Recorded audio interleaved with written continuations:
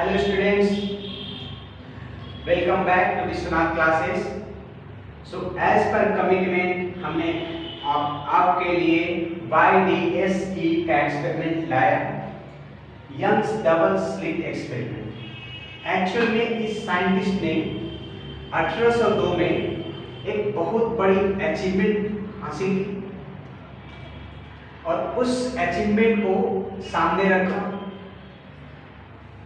और ये दिखलाए कि लाइट जो हम लोग उसमें जानते थे, उसमें क्या जानते हैं कि light always travel in straight line, straight path. उसको उन्होंने कहा कि ये कोई जरूरी नहीं है कि लाइट हमेशा स्ट्रेट ही ट्रैवल करे, डिपेंडिंग अपॉन सिचुएशंस।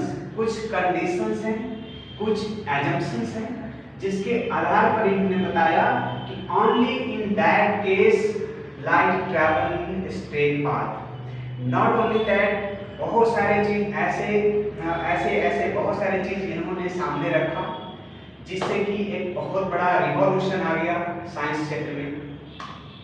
एक्चुअल ये 1802 में जब एक्सपेरिमेंट लाया ना, यंग्स डबल स्लिट एक्सपेरिमेंट, इसमें इन्होंने यही दिखाया कि डिपेंडिंग अपॉन सम कंडीशंस, कुछ अजम्पशंस, ये पॉसिबल है कि स्ट्रेट पाथ में ट्रैवल करेगा, but not in all the cases. मैं आपको दिखलाऊंगा इस एक्सपेरिमेंट में, प्रूफ भी है, प्रूफ करके दिखाऊंगा। बहुत सारे चीज इसमें आएंगे यंग्स डबल स्लिट एक्सपेरिमेंट में, जिसको शॉर्ट हम लोग YDSE कहते हैं। एक्चुअल साइंटिस्ट ये थे बच्चों, जो हमारे उस समय एक और भी साइंटिस्ट थे, just like sir Isaac Newton and Einstein, ठीक है। तो ये लोग का जो भी स्टेटमेंट रहता था ना, पहले इंपॉर्टेंस दिया जाता था। सर आइजैक न्यूटन साहब जो कर दिए, या फिर आपका आइंस्टीन साहब कर दिए, आइंस्टीन साहब, आइंस्टाइन, तो उनको ज़्यादा वैल्यू दिया जाता था। बट ये उस समय 1802 में ऐसा ही एक्सपेरिमेंट लाया जिसमें कि धज्जियां उड़ गई, कहो बैंड बज गया न्यूटन का कॉर्पस्कुलर थ्योरी का। As per corpuscular theory of Newton के द्वारा जो दिया गया था, बहुत लंबे समय तक आदमी उसका फॉलो करते रहे कि न्यूटन साहब जो बोल दिए 100% सही है, उसका फॉलो बहुत दिन तक करते रहे। लेकिन लास्टली जब ये हमारा साइंटिस्ट जब ये एक्सपेरिमेंट अपना सामने लाए, तो फिर बहुत दिन बाद इनके एक्सपेरिमेंट को वैल्यू दिया गया।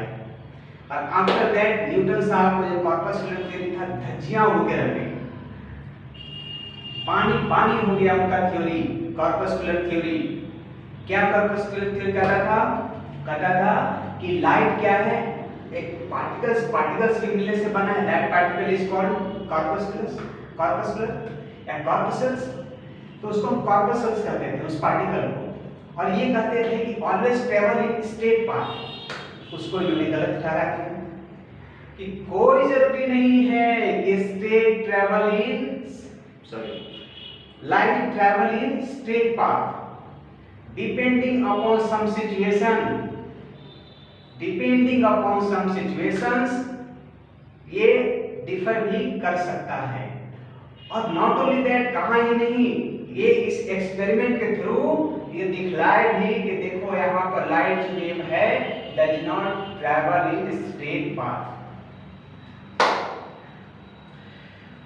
नॉट ओनली दैट, यहाँ तक कि आप क्वांटम मैकेनिज्म पढ़ोगे तो क्वांटम मैकेनिज्म में भी इसका इस्तेमाल किया गया है इस एक्सपेरिमेंट का, वहां भी बहुत बड़ा इंपॉर्टेंस है। सो जो भी एक्सपेरिमेंट लाए, इंस्टेंट जो उनको मिलना चाहिए था, क्या कर सकते हैं, जो उनको मिलना चाहिए था इंस्टेंट रिस्पॉन्स इंस्टेंट इनको नहीं मिलता था, बट आफ्टर सम टाइम, कुछ समय बाद वैल्यू मिल जाता था। क्योंकि सच्चाई था ना, जो भी ये फैक्ट लाए वो सच्चाई रहता था, इसलिए वैल्यू तो मिलना है, आज नहीं तो कल वैल्यू तो मिलना है। तो मैं बता रहा हूँ उस समय जो न्यूटन का जो कॉर्पस्कुलर थ्योरी था ना, धज्जियां उड़ के रह गई उनकी, ठीक है। वो तो ये भी कर दिए थे न्यूटन साहब कि डेंसर मीडियम में ज़्यादा, रेयर में कम। ठीक है, डेंसर मीडियम में स्पीड ज़्यादा, रेयर मीडियम में कम, उसको भी हमने गलत ठहरा दिया।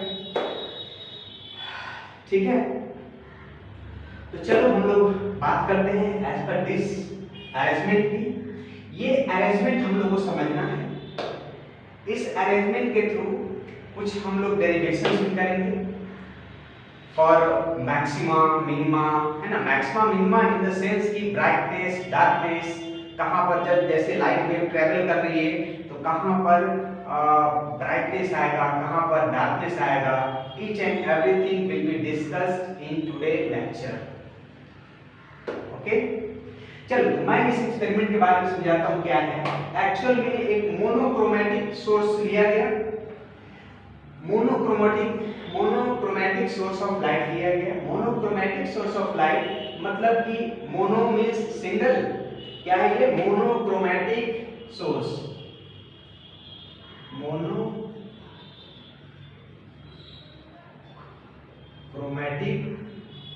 Source, S.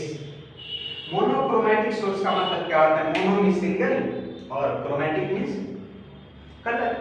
तो सिंगल कलर का कोई यूज करो, ज्यादा बेटर होगा।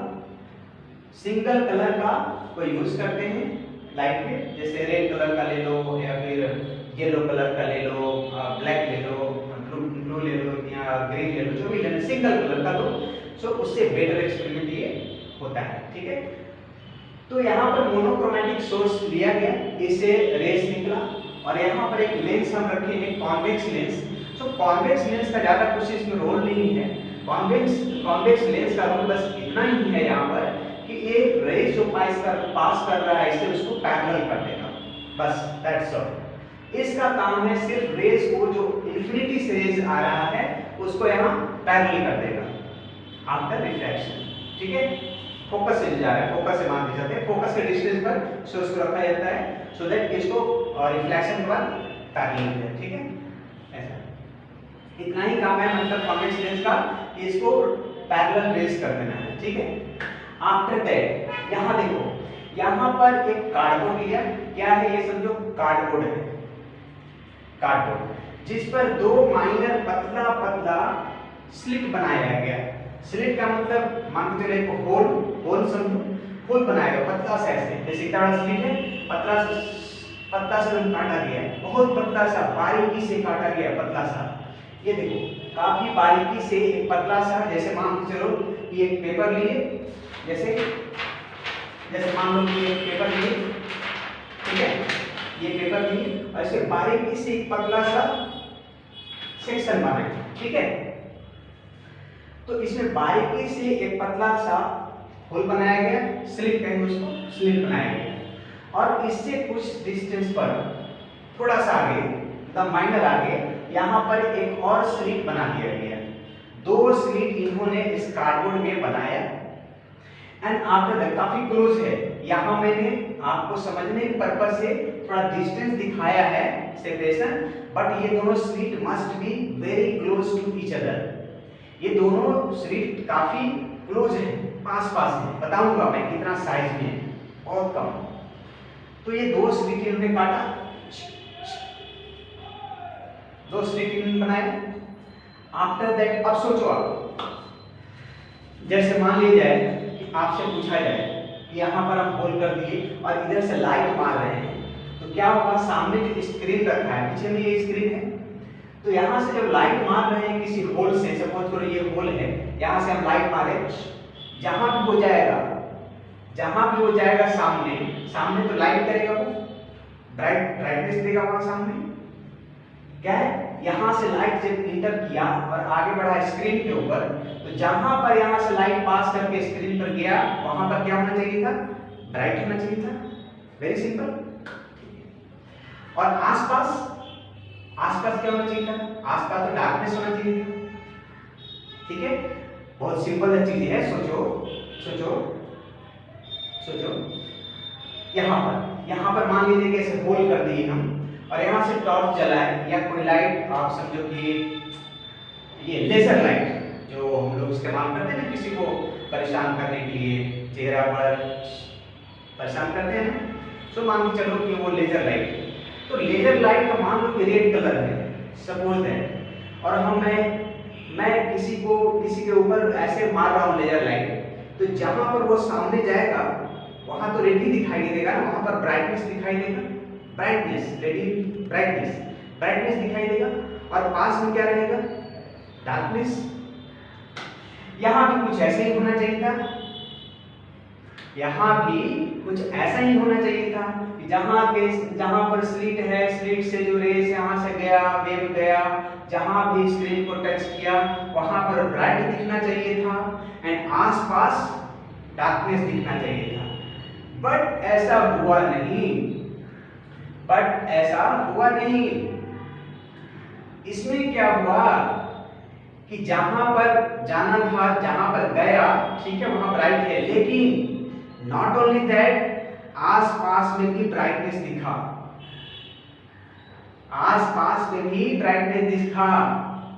सपोज करो यहां पर जैसे ब्राइट, पास में दिखा डार्क, फिर ब्राइट, फिर डार्क, फिर ब्राइट, फिर डार्क, इस तरह से एक कंटिन्यूअस बैंड दिखाई दिया, ठीक है, कंटिन्यूअस बैंड दिखाई दिया। कुछ दूर रहा ब्राइट, कुछ दूर रहा डार्क, फिर रहा ब्राइट, फिर डार्क, फिर ब्राइट, फिर डार्क, इस तरह से कंटिन्यूअस पैटर्न दिखाई दिया, ठीक है। जनरल में होता क्या, जैसे हम लोग ये क्या उम्मीद कर सकते हैं कि लाइट मारेंगे तो जहां जाएगा, जहां टच करेगा स्क्रीन को, वहां पर सिर्फ ब्राइटनेस दिखेगा और आसपास में पूरे एरिया में डार्कनेस दिखना चाहिए। बट ऐसा हुआ नहीं। यहाँ पर क्या मैजिक हुआ कि वहां के आसपास के एरिया में कंटिन्यूअस ब्राइटनेस डार्कनेस। सपोज करो कि यहाँ पर जैसे मान लिया कि लाइट आया और यहाँ पर सपोज करो ब्राइटनेस आया, तो यहाँ पर डार्कनेस, फिर ब्राइटनेस, फिर डार्कनेस, फिर ब्राइटनेस, फिर डार्कनेस, इस तरह से आया।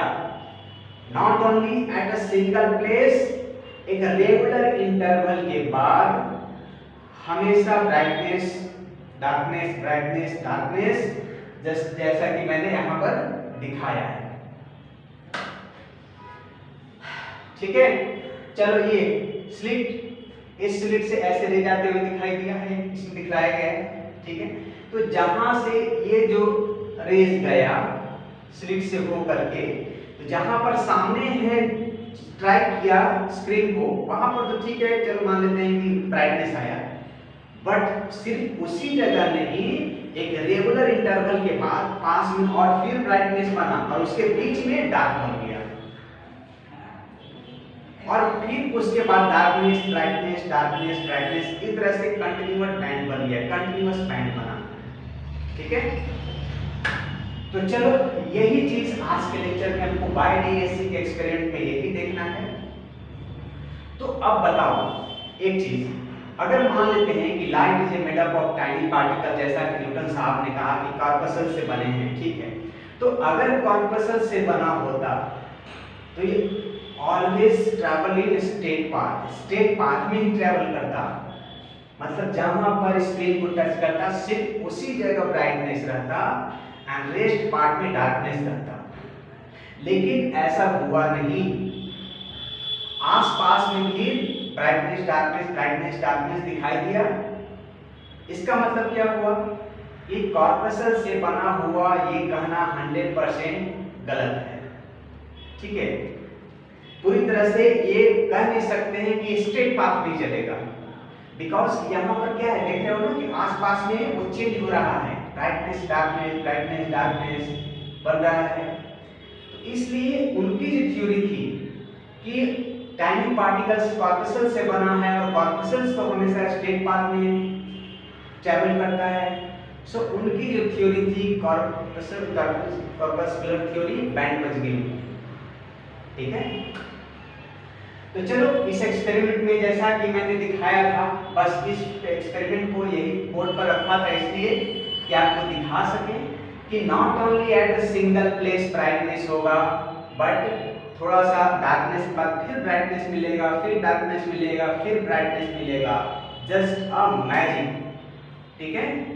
स्लिट से जहां पर पास किया है, अब देख यहाँ पर क्या है, ये तो इसे लाइट पास कर रहा है, ब्राइट है, यहाँ पर क्या है, डार्क पैच है, डार्क है, यहाँ से तो लाइट नहीं पास कर रहा है, इस दो जगह से पास कर रहा है, यहाँ पर डार्क है, ठीक है। तो डार्क है, लेकिन ये कोई जरूरी है कि इस स्क्रीन पर जो इसका जो शैडो आया है, जो इमेज फॉर्मेशन आया वो डार्क ही हो, कोई जरूरी नहीं है।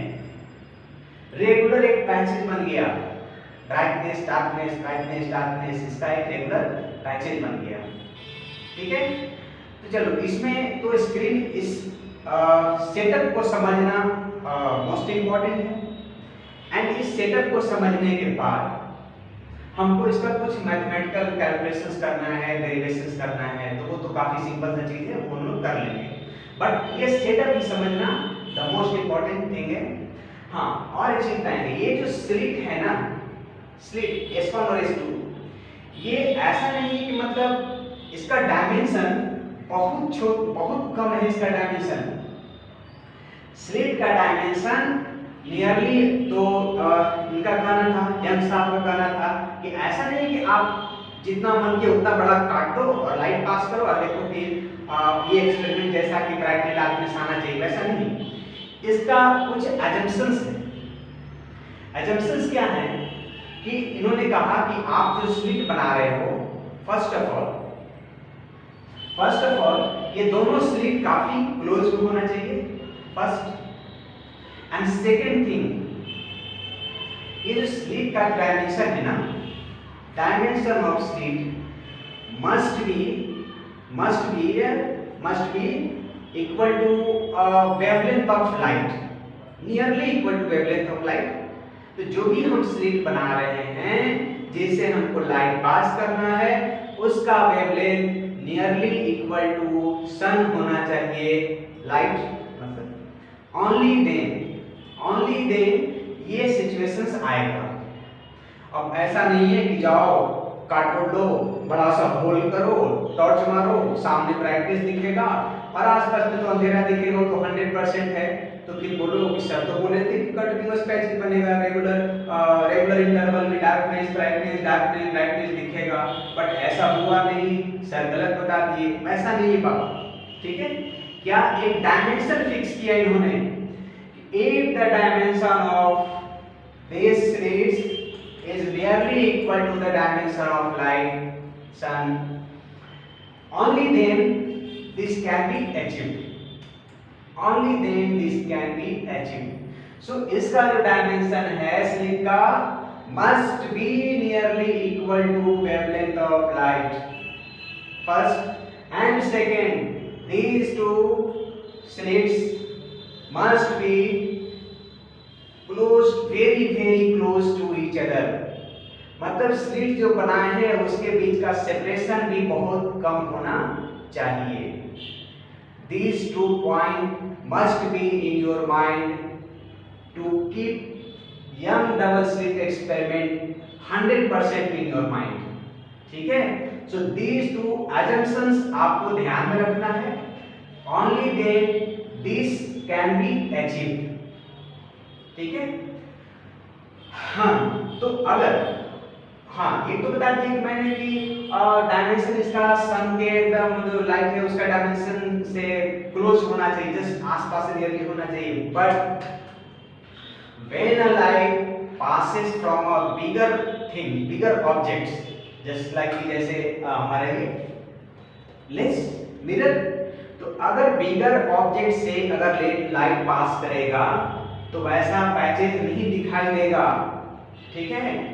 बिगर ऑब्जेक्ट से अगर लाइट का रिफ्लेक्शन जो भी होता है, इन दैट केस आपको स्क्रीन पर इस तरह का पैचेज नहीं दिखाई देगा। सो कंडीशन है कि वो जो स्लिट हम बना रहे हैं, मतलब कि जो भी ऑब्जेक्ट हुआ वो हमारा, उसका dimension must be very close to the wavelength of light, ठीक है। Only then this can be achieved। मैं बार बार इस चीज को assumptions को रिपीट कर रहा हूँ, so that कि आपको एग्जाम्स में आए, मे बी ऑब्जेक्टिव में आ सकता है, so आपको ध्यान में होना चाहिए, ठीक है। और ना ही आप घर में जाकर के एक बड़ा सा कार्डबोर्ड लो, बड़ा सा होल करो, लाइट जलाओ, वहां पर सामने ऐसा नहीं दिखा, फिर मेरे को फोन करोगे सर तो आप बताया वैसा हुआ नहीं। Dimensions must be close to the wavelength of light. In case of bigger object, this situation cannot be obtained. ठीक है, चलो तो अब हम चलते हैं इसके कुछ डेरिवेशंस की ओर और देखते हैं। आपको मैं ये दिखाऊंगा, अभी मैं दिखाऊंगा कैसे ब्राइटनेस फिर डार्कनेस फिर ब्राइटनेस फिर डार्कनेस आया, ये मैं दिखाऊंगा अभी आपको। तो इसमें एजम्पशंस दो चीज मैंने 5 बार कम से कम रिपीट किया होगा, सो आपको ध्यान में रहना चाहिए। बाय द वे नेक्स्ट जो मैं करने जा रहा हूँ कैलकुलेशन उसमें लिख भी दूंगा, ठीक है। चलो तो मैं इसको हटाता हूँ और दूसरा फिगर को लाता हूँ, ठीक है। तो मोनोक्रोमैटिक सोर्स होना चाहिए, लेंस का इस्तेमाल only for the purpose of refracted रे को पैरेलल करने का है, ठीक है। चलो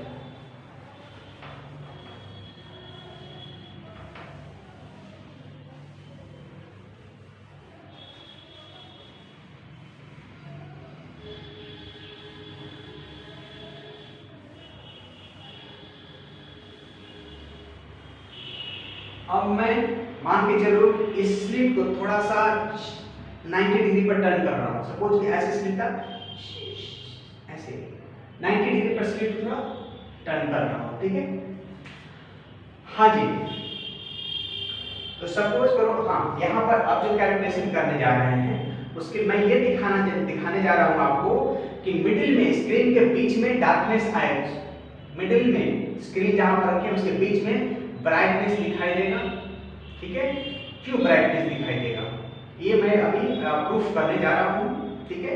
आप देखो कैसे सेंटर पर हमारा ब्राइटनेस आता है, ठीक है।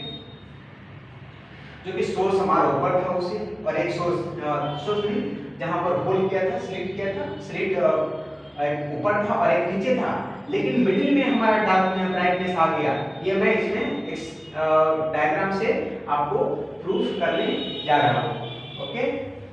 चलो तो मैं इसमें लेंस और सोर्स जो है उसका इस्तेमाल नहीं करूँगा, काफी जितना कम से कम इस्तेमाल करना है इसका ध्यान में रखते हुए उसको लोगों इग्नोर करूँगा। हाँ जी, तो सपोज करो यहाँ पर ये मेरा एक होल है, यहाँ पर स्लिट है, और दूसरा सपोज करो यहाँ पर है, ठीक है। और इधर में हमने ले लिया एक बड़ा सा स्क्रीन, क्या है ये स्क्रीन, ठीक है। अब देखो क्या है, यहां से इधर से लाइट गया है ना, वेव इधर से, और यहां पर मान लो कि इसका सेंटर है, यहां से ऐसे एक लाइन ज्वाइन कर दी, इसको बोलते हैं हम लोग, इसको बोलते हैं सेंट्रल पॉइंट। क्या बोलते हैं? Central point. चलो इसको हम सी से मार्क कर दिए, ठीक है।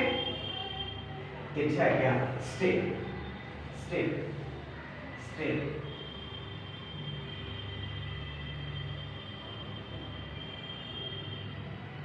ठीक है। चलो स्ट्रेट। तो सबसे पहले हमने इसको सेंटर को इससे ज्वाइन कर दिया, सेंटर से बीचों बीच। आफ्टर दैट यहां से एक लाइट इंटर किया, है ना, वेव यहां से इंटर किया, और ये वेव यहां से ये स्लिट से इंटर करने के बाद सपोज करो ऐसे आ गई, तिरछा है,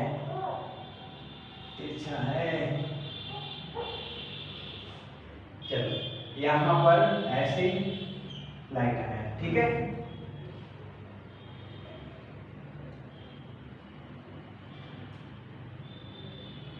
चलो ठीक है। अब दूसरा जो हमारा यहां से सपोज करो ये यहां पर था,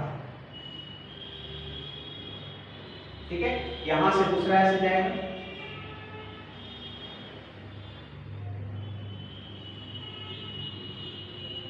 ठीक है। चलो एक इस सोर्स इस स्लिट से ऐसे लाइट गया सेंटर पर और एक इस स्लिट से लाइट गया सेंटर पर यहां पर। और समझो ये जो दोनों के बीच का सेटअप का डिस्टेंस जो है ना, ये हमारा जो स्लिट है और ये जो स्क्रीन है, इसके बीच का डिस्टेंस को कैपिटल डी से इंडिकेट किया गया है। कैपिटल डी से जो कि इन मीटर, ठीक है, ठीक है, इन मीटर है, ठीक है, यहां से लेकर के यहां तक का डिस्टेंस। ये जो स्लिट के बीच का जो है ना, यहां से लेकर यहां तक, ये सपोज करो d है, तो ये कितना हो गया, ये सेंट्रल पॉइंट है ना, तो ये हो जाएगा यहां से d/2 और यहां से हो जाएगा d/2, दिख रहा है। चलो मैं डेरिवेशंस की ओर जा रहा हूं और मैं आपको दिखला रहा हूं कि सेंटर पर, स्क्रीन के सेंटर पर ब्राइटनेस कैसे आया। मैं ये दिखलाने जा रहा हूं कि स्क्रीन के सेंटर पर यहां पर ब्राइटनेस कैसे आया, ठीक है। चलो हाँ जी, अब बताओ मेरे को, इन प्रीवियस लेक्चर मैंने बताया था आपको, इन प्रीवियस लेक्चर मैंने बताया था कि पाथ डिफरेंस, एक टर्म बताए थे पाथ डिफरेंस। पाथ डिफरेंस क्या होता है, सपोज करो यहां से कोई ऐसे आया और यहां से कोई ऐसे गया, इस पॉइंट पर मीट किया। सपोज करो ये 10 मीटर का डिस्टेंस ट्रेवल ऐसे करके गया, यहां से ये भी 10 मीटर का डिस्टेंस ट्रेवल करके गया, 10 मीटर का डिस्टेंस ट्रेवल करके गया इस पाथ से, दूसरा इस पाथ से 10 मीटर का डिस्टेंस ट्रेवल करके गया, तो पाथ डिफरेंस 0, पाथ डिफरेंस 0। एक और one more, path difference 0, one more. Suppose करो ये 10 मीटर का डिस्टेंस करके गया, ये 15 मीटर का डिस्टेंस करके गया, तो इसमें पाथ डिफरेंस 5। मतलब ये जो पाथ का जो लेंथ का जो गैप है ना, वही पाथ डिफरेंस होता है ना। चलो बिल्कुल अच्छा। और पहला चीज पाथ डिफरेंस बिल्कुल समझ में आ गया। हाँ, और मेरे को बताओ कंस्ट्रक्टिव इंटरफेरेंस। कंस्ट्रक्टिव इंटरफेरेंस में मैंने बताया था, कंस्ट्रक्टिव इंटरफेरेंस में मैंने बताया था कि पाथ डिफरेंस कितना होता है, पाथ डिफरेंस 0 बताया था ना। Path difference in constructive interference 0 बताया था। अब यहां पर देखो तो जब ये यहां पर मान लेते हैं हम पॉइंट, ये S1 है स्लिट 1 और ये S2, यहां पर मान लेते हैं Q, यहां पर मान लो C है, ठीक है। अब बताओ तो एक S1 से लेकर C तक का पाथ है और एक S2 से लेकर के C तक का पाथ है, और Q से लेकर C तक का दोनों के लिए कॉमन। अब अगर पाइथागोरस अप्लाई करोगे तो ये d/2 और दिस इज q/c दोनों में कॉमन है, और अगले का भी कि d/2 है डिस्टेंस, तो हाइपोटेन्यूज दोनों का S1c और S2c सेम होगा कि नहीं, बोलो। एज पर पाइथागोरस लगाओगे तो ये d/2, इसके लिए भी दो ट्रायंगल बन रहा है ना, राइट एंगल ट्रायंगल, देखो एक ऊपर का है S1cubec और एक S2cubec, दो राइट एंगल ट्रायंगल बन रहा है। अब इसमें ये d/2 है और इसमें बेस QC है, तो इसका हाइपोटेन्यूज निकाल लिए। चलो ठीक है, यहाँ आते नीचे ट्रायंगल में ये भी हमारा d/2 है और ये भी हमारा सेम अगेन QC ही है, तो यहाँ पर भी जो S2c आएगा तो इस केस में क्या होगा, इस केस में भी हमारा ये जो लेंथ है ना S2c, मतलब कि S1c is equal to S2c और S1c इक्वल टू S2c हुआ, इसका मतलब हुआ ये दोनों का पाथ डिफरेंस 0 होगा। सो पाथ डिफरेंस अगर करें, therefore path difference S2c minus S1c is equal क्या होगा, 0। हाँ, पाथ डिफरेंस 0 आ गया। पाथ डिफरेंस 0 आने का मतलब क्या हुआ कि यहां पर कंस्ट्रक्टिव इंटरफेरेंस है सेंटर पर, और कंस्ट्रक्टिव इंटरफेरेंस का मतलब ब्राइटनेस। सो यहाँ पर सेंटर पर जो होगा ब्राइटनेस होगा, डार्कनेस नहीं होगा। ब्राइट पैचेस दिखेगा, यहाँ पर ब्राइटनेस आएगा। मैंने बताया था प्रीवियस लेक्चर में कि डेल्टा एक्स 0 है, अगर पाथ का डिफरेंस 0 हो तो कंस्ट्रक्टिव इंटरफेरेंस बनेगा। तो आप यहाँ पर देखो, मैंने पहला पाथ ये मेरा है S1 से और दूसरा पाथ मेरा S2 से है। ऊपर में पाइथागोरस से जो भी निकाल लो इसका वैल्यू, नीचे में पाइथागोरस से जो भी निकालो हाइपोटेन्यूज का वैल्यू, दोनों कैसे सेम है। सो डिफरेंस कितना हो गया 0, path difference 0। What does it mean, what does it mean, यहाँ पर जो है ना एट सी कंस्ट्रक्टिव इंटरफेरेंस बन रहा है। और कंस्ट्रक्टिव इंटरफेरेंस होने का मतलब यहाँ पर ब्राइटनेस होगा। तो लिखेंगे यहाँ पर, हाँ ये मैंने प्रीवियस लेक्चर में बताया था कि डेल्टा एक्स 0 हो तो कंस्ट्रक्टिव इंटरफेरेंस होता है, ठीक है।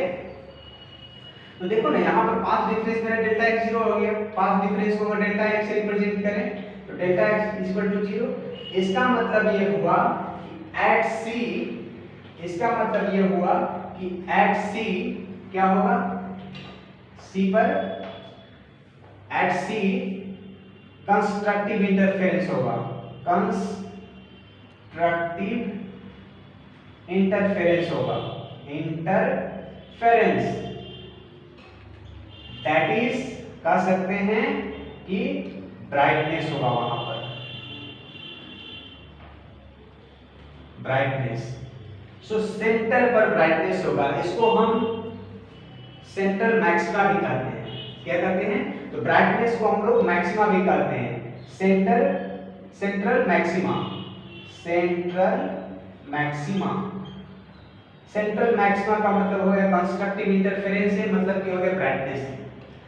और जहां पर ब्राइटनेस बना उसके ऊपर में डार्कनेस आएगा, फिर उसके बाद अगेन ब्राइटनेस, फिर डार्कनेस, फिर ब्राइटनेस, फिर डार्कनेस, फिर ब्राइटनेस एंड सो ऑन चला। चलो तो ये तो क्लियर है, काफी सिंपल सा चीज था। हाँ और चीज एजम्पशन जो बनाए थे, बताए थे आपको, वो सब लिखते हैं। डी हमेशा मीटर में होना चाहिए और ये स्लिट से यहाँ तक का डिस्टेंस क्या है डी। तो ये जो डी है हमारा ना distance between S1 and S2, ये जो डी है इसका जो ये या फिर ऐसे लिख दो, ऐसे लिख दो इसको। हाँ ये जो डी हमारा है ना काफी लेस होना चाहिए as compare to capital D. तो assumptions ये है कि small D must be very very less than capital D. Capital D के कंपैरिजन में स्मॉल डी जो स्लिट के बीच का डिस्टेंस है काफी कम होना चाहिए, फर्स्ट चीज। दूसरा चीज कि ये जो है ना लैम्डा जो वेवलेंथ है स्लिट का, वो जो है ना काफी छोटा होना चाहिए as compare to this D. तो फर्स्ट पॉइंट हमारा ये बना assumptions जो है, और सेकेंड पॉइंट ये बनेगा कि lambda it must be very very less to small D. तो स्मॉल डी काफी छोटा है कैपिटल डी से और लैम्डा काफी छोटा है स्मॉल डी से। ये दो चीज होना चाहिए, only then this can be achieved, ठीक है। और यूनिट्स की बात करें तो आपको यूनिट्स जो है ना डी तो बताया आपको मीटर में होगा, इस पर कैपिटल डी, स्मॉल डी दोनों के बीच का डिस्टेंस है ये किस चीज में होगा, ये तो आपका मीटर में है, ये किस चीज में होगा, तो ये होगा आपका, इससे छोटा यूनिट में चले जाएंगे थोड़ा। चलो तो स्मॉल यूनिट की बात करते हैं यहाँ पर यूनिट्स की बात करते हैं। तो कैपिटल डी हमारा मीटर में होना चाहिए, स्मॉल डी मिलीमीटर में, एमएम में दिया रहेगा। सो एमएम का मतलब समझ गए ना कि काफी स्लिट्स के बीच का डिस्टेंस कम होना चाहिए, जो मैंने आपको स्टार्टिंग में ही बताया था कि दोनों स्लिट का सेपरेशन काफी कम होना चाहिए, बहुत पास दोनों स्लिट होना चाहिए। ऐसा नहीं एक यहाँ मार्क कर दिए एक यहाँ मार्क कर दिए, काफी क्लोज होना चाहिए सेपरेशन, ठीक है। हाँ जी, तो एमएम में होना चाहिए, एमएम मिलीमीटर काफी छोटा है। और ये तीसरा जो लैम्डा नाम का चीज है, जो वो स्लिट का डायमेंशन है, स्लिट का जो वेवलेंथ है ना, सो वो आपको होना चाहिए इन एंगस्ट्रॉम, एंगस्ट्रम। अब ये 10⁻⁻10, अब इतना छोटा कैसे हम एंगस्ट्रम में मेजर करेंगे? सो आपको ऐसा नहीं है कि इसको मीटर में ले लिए 10 मीटर 20 मीटर लैम्डा ना, एंगस्ट्रम में वैल्यू होना चाहिए। काफी करने का मतलब छोटा वैल्यू आपको इस स्लिट का डायमेंशन होना चाहिए, स्लिट का डायमेंशन वेवलेंथ काफी कम होना चाहिए as compare to small D, और कैपिटल डी से तो पूछो मत, और ही छोटा हो गया। ठीक है, तो ये चीजें हैं जो आपको ध्यान में रखना है। आपको जो एग्जाम्स में जो क्वेश्चंस है, क्वेश्चन जो रहेंगे, क्वेश्चंस में ये सारे यूनिट्स और 95% केसेस में मिलेंगे लिखा हुआ। डी रहेगा मीटर में, स्मॉल डी रहेगा एमएम में, और लैम्डा जो है एंगस्ट्रम में रहेगा। ठीक है, तो मैंने यहाँ पर प्रूफ कर दिया आपको, यहाँ सेंटर पर ब्राइटनेस होगा, जिसको हम सेंट्रल मैक्सिमा भी करते हैं, तो यहाँ पर ब्राइटनेस होगा। चलो, तो ये चीज तो हो गया। अब हमको ये बताना है कि मैंने आपको बोला कि जैसे यहाँ पर ब्राइटनेस बना, आफ्टर दैट ब्राइटनेस के बाद डार्कनेस, फिर ब्राइटनेस, फिर डार्कनेस, फिर ब्राइटनेस। तो मैं अब ये दिखाने जा रहा हूं आपको कि एक जो ब्राइटनेस है, सेंट्रल ब्राइटनेस, सेंट्रल मैक्सिमा, उसके कितना डिस्टेंस के बाद अगला ब्राइटनेस मिलेगा। Now I am going to highlight या to prove that at what distance next brightness will be. ठीक है, सो नेक्स्ट ब्राइटनेस कितना डिस्टेंस पर होगा, या फिर नेक्स्ट जो हमारा डार्कनेस है वो कितने डिस्टेंस पर होगा। Now I am going to highlight this. Okay, चलो, मैंने इस सेटअप पे ये बताया कि यहाँ जो सेंटर है इस पर हमारा मैक्सिमा बनेगा, मतलब कि ब्राइटनेस दिखेगा, और ब्राइटनेस दिखेगा इसका मतलब कि पाथ डिफरेंस 0 होना चाहिए, और पाथ डिफरेंस मैंने दिखा दिया कि यहाँ सी पर पाथ डिफरेंस 0 है, ये पाथ डिफरेंस दोनों का 0 है, इसका मतलब कि सेंटर पर जहां पर आ रहा है दोनों ना, ऐसे वेव, यहां से वेव निकला, यहां से वेव ऐसे करके आगे बढ़ेगा वेव। ठीक है, ये वेव्स का सुपरपोजिशन है, वेव का सुपरपोजिशन है, वेव्स का मिलना है। ठीक है, on the principle of superposition. चलो, तो यहां से मैं नेक्स्ट फिगर की ओर आता हूं, और मैं बताता हूं कि कितना डिस्टेंस पर नेक्स्ट ब्राइटनेस या कितना डिस्टेंस पर नेक्स्ट डार्कनेस मिलेगा।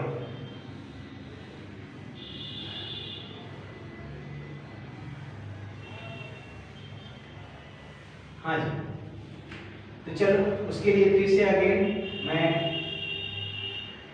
एक बनाया, एक यहाँ पर सपोज करो स्क्रीन है मेरा, ये स्क्रीन है, और यहाँ पर मान लो कि मेरा सेंट्रल ब्राइटनेस है, सेंटर है। ठीक है, जहाँ पर ब्राइटनेस दिखेगा, ऑफ कोर्स जो मैंने बता रखा आपको अभी कि वहाँ पर सेंटर पर ब्राइटनेस दिखेगा। चलो, यहाँ पर दो स्लिट में ले रहा हूँ, एक स्लिट यहाँ पर ले लिया सपोज करो, और यहाँ पर इसको और थोड़ा नीचे कर लेते हैं। ठीक है, इस पॉइंट को सपोज करो हम यहाँ पर सी को लिए सेंटर, एक मान लो कि यहाँ पर हम लिए। ठीक है, और दूसरा मान लो कि हम स्लिट यहाँ पर बनाए। हाँ जी, तो यहाँ पर मैं S1 है और ये मेरा S2 है। मैं थोड़ा सा जूम करके इसको बना रहा हूँ, जूम करके बना रहा हूँ सो दैट कि आपको फिगर समझ में आए। By the way, as per this diagram आपको दिख रहा है कि डिस्टेंस काफी ज्यादा है स्लिट का, लेकिन मैंने क्या बताया आपको, स्मॉल डी जो है ना, ये डिस्टेंस स्मॉल डी वो mm में होता है, mm में, मिलीमीटर में। मैं थोड़ा जूम करके दिखा रहा हूँ सो दैट कि आपको फिगर समझ में आए, कॉन्सेप्ट आए। ठीक है, फील आए। ठीक है, सो मैं जूम करके बना रहा हूँ थोड़ा। ठीक है, बट ये डिस्टेंस एक्चुअली इतना नहीं है, ये तो mm में होता है, मिलीमीटर में होता है। चलो, हाँ जी, तो यहाँ से मैंने एक वाले सेंटर को ज्वाइन किया पिन से।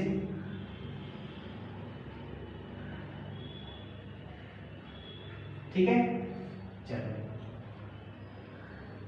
हाँ, दूसरा सपोज करो यहाँ से y डिस्टेंस ऊपर, सपोज करो यहाँ से y डिस्टेंस ऊपर हमको अगेन ब्राइटनेस मिला। सपोज करो यहाँ से y डिस्टेंस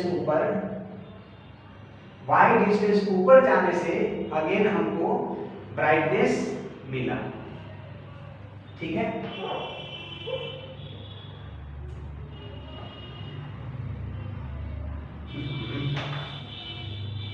सपोज करो यहां से y डिस्टेंस सेंटर से y डिस्टेंस ऊपर जाने से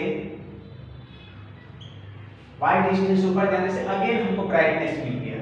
हम आपको यही कैलकुलेट करके दिखाएंगे कि y का फॉर्मूला क्या बनता है, जनरल फॉर्मूला बता देंगे, जिसमें कि आप थर्ड ब्राइटनेस, फोर्थ ब्राइटनेस, जो भी आपको कैलकुलेट करना है, थर्ड ब्राइटनेस कहां पर बनेगा, फोर्थ कहां पर बनेगा, सारी चीज कैलकुलेट कर सकते हो। मैं एक जनरल फॉर्मूला बना के दे दूंगा। ठीक है, हाँ जी। तो चलो यहाँ पर मान लिया जाए कि मेरा हमको पता करना है, तो स्लिट थोड़ा सा और हमको नीचे करना पड़ेगा। ठीक है, तो चलो स्लिट हम यहाँ पर ले रहे हैं इसको। ये S1 मेरा यहाँ पर है और S2 को यही पर आने दो। ये S1 और S2। ठीक है, दिख तो रहा है, दिक्कत है। अरे 40 मिनट हो गया, बहुत लंबा खींचेगा वीडियो। हाँ ठीक है, तो इस डिस्टेंस पर हमको निकालना है मैक्सिमम, है ना, कि कितना डिस्टेंस पर हमारा मैक्सिमम होगा। तो इसके लिए मैं अभी जस्ट क्या करूंगा, इसको दोनों को ज्वाइन कर लेंगे। ठीक है, चलो यहाँ से सपोज करो कि यहाँ से ऐसे लाइन लिए हम। ठीक है, और एक यहाँ से, एक यहाँ से गया, एक यहाँ से गया, और एक यहाँ जो सेंटर पॉइंट है, सेंटर पॉइंट से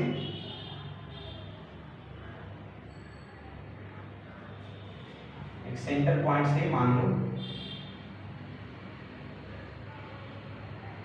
ऐसे आया। ठीक है, हाँ ठीक है, और ये डिस्टेंस है, दोनों के बीच का डिस्टेंस है d। कितना डिस्टेंस d, दोनों के बीच का सेपरेशन कैपिटल D। हाँ, ये यहाँ से यहाँ का डिस्टेंस स्मॉल d। ठीक है, और स्लिट का डायमेंशन लैम्डा, वेवलेंथ लैम्डा है। ठीक है, हाँ जी। चलो अब जो एज पर ज्योमेट्री का अगर खेल खेले ज्योमेट्री का, तो अगर हम यहाँ पर एंगल को थीटा मान लें और हमको यहाँ पर पाथ डिफरेंस जानना है, पाथ डिफरेंस, तो आते हैं थोड़ा पाथ डिफरेंस की ओर। ये मेरा स्लिट S1 है, S2 है, यहाँ पर सेंटर है C, है ना, यहाँ पर मान लिए हम कुछ भी, यहाँ मान लो Q, है ना, और यहाँ पर मान लो R मान लेते हैं। ठीक है, R पॉइंट मान लेते हैं। तो अब यहाँ से बताओ, तो एक लाइट यहाँ से गया वेव, और दूसरा वेव यहाँ से इधर तक कैसे गया, तो पाथ डिफरेंस क्या होगा, देखो हो सकता है कि ये 10 मीटर हो और ये उससे ज्यादा है, सपोज करो 15 मीटर या 20 मीटर से लंबा है ना, तो यहाँ तो पाथ डिफरेंस मिल गया हमको। तो चलो यहाँ से पाथ डिफरेंस कितना होगा, तो क्या करेंगे उसके लिए कि यहाँ से एक परपेंडिकुलर यहाँ पर ड्रॉ कर दो, परपेंडिकुलर यहाँ से हम इस लाइन पर ड्रॉ कर देंगे। तो S1 से लेकर के R तक, और क्या माने यहाँ पर R S M मान ले, चलो M मान लेते हैं। सो S1 से लेकर के R तक और M से लेकर के R तक ये सेम है, तो ये क्या हुआ, S2 से M तक क्या एक्स्ट्रा हुआ, यही हमारा पाथ डिफरेंस है। S2 से लेकर के M तक का जो डिस्टेंस है, यही हमारा पाथ डिफरेंस है।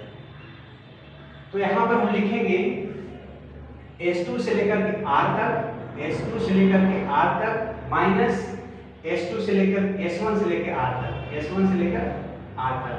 ठीक है, यही डिस्टेंस हमारा पाथ डिफरेंस है, S2 से लेकर के M तक। इसको हम कह सकते हैं S2 से लेकर के M तक, इसको हम पाथ डिफरेंस कहेंगे। ठीक है, ये मेरा पाथ डिफरेंस है, ये लाइन माइनस ये लाइन, तो बचा हमारा S2M। ठीक है, और एज पर अगर ज्योमेट्री के हिसाब से जाओगे, तो यहाँ पर अगर हम थीटा माने ना, तो यहाँ पर एंगल थीटा होगा और यहाँ 90 डिग्री बना, यहाँ पर अगेन थीटा होगा, बट इधर हमको आने की जरूरत नहीं है। और यहाँ पर ये जो एंगल दिख रहा है, यहाँ पर भी हमारा थीटा होगा। देखो ये तीनों रेज जो है ना, ये S1R, QR एंड S2R, ये काफी स्लिट क्लोज हैं। तो जब ये क्लोज है काफी, तो यहाँ से जो तीन टाइप का जो रे हमने निकाला है, ये तीनों रेज आपस में पैरेलल दिखेंगे, बहुत बहुत क्लोज है।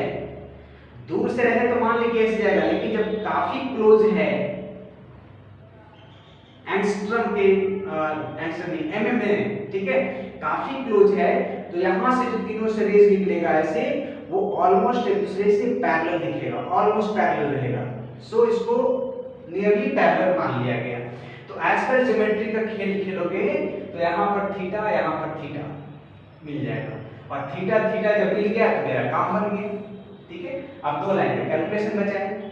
तो चलो पाथ डिफरेंस को पहले पता करना है।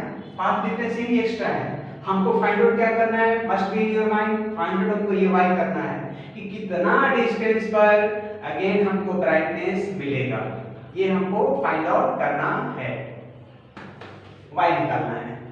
हाँ जी, तो आ जाओ, अब हम ट्रायंगल्स का खेल खेलते हैं, सिंपल सी चीज।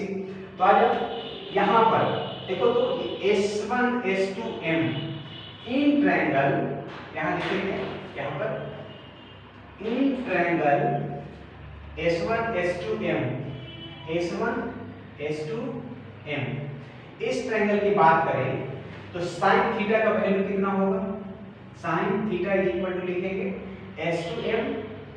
S2M perpendicular by hypotenuse S1 से लेकर के S2 तक का, और S1 से लेकर के S2 तक का क्या होता है D, S2 से लेकर के M तक क्या है पाथ डिफरेंस, तो डेल्टा x बाई D आया। ठीक है, और ये एंगल बहुत बहुत छोटा है, ये स्लिट काफी एक दूसरे के क्लोज हैं, so this angle is very very very less. कहां लिखूं मैं यार, थीटा जो है ना is very very less. In that situation, मैंने प्रीवियस लेक्चर में बताया है, if the angle is very very less then sin theta is numerically equal to theta, not only sin theta but also tan theta is numerically equal to theta. याद है ना? ठीक है, तो sin theta is very very less, therefore sin theta numerically equal to theta and tan theta also numerically equal to theta। मैंने previous picture में कितने बार ये बोल चुके हैं, ठीक है, मैंने बोल रखा है। हाँ जी, तो अब ये sin थीटा मेरा इस ट्रायंगल में तो निकल गया। आ जाओ, अब यहाँ से इसको हम थीटा तो लिख सकते हैं because of this condition, theta is equal to delta x by t, ये फर्स्ट इक्वेशन मान लो। Now in triangle S1 M R, ठीक, इस ट्रायंगल में चलते हैं again in now in triangle S1 M R। चलो यहां पर भी निकाल, cube R C, cube R C, cube R C, cube R C, इस ट्रायंगल की बात कर रहे हैं, क्यूब आर सी। इसी में हमको y मिलेगा ना, हमको तो वहां जाना है जहां पर ये y मिले, हमको y फाइंड आउट करना है, y फाइंड आउट करना है, तो देखना है y कौन से ट्रायंगल में आ रहा है, क्यूब आर सी। तो यहां पर आप tan थीटा निकालो, जो tan थीटा निकालोगे सामने परपेंडिकुलर बाय बेस q से लेकर c तक का, जो कि हमको दिया हुआ already distance d। So now tan theta is equal to rc by QC, QC और RC कितना, RC कितना है y, what we have to find out, and QC कितना है, Q से लेकर C तक का, ये डिस्टेंस d है, capital D। Now tan theta is numerically equal to theta because the angle is very very less, so theta is equal to y by t।